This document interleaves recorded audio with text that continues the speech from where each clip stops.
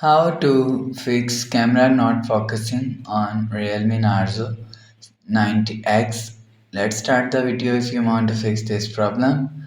So first of all go to app library. Here click on settings app.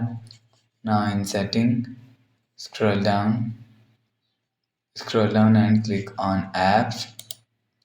After click on apps, click on app management. After click on app management, scroll down and search camera from here. After click on camera, scroll down and you will see if you want to fix this problem. So force stop, click on force stop and click on force stop.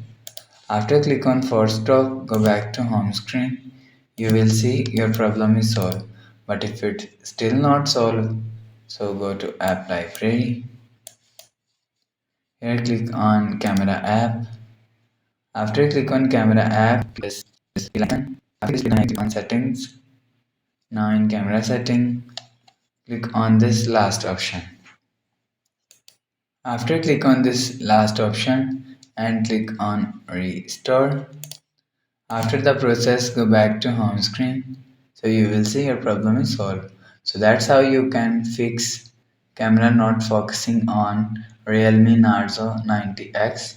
If you like the video, please subscribe. Thanks for watching.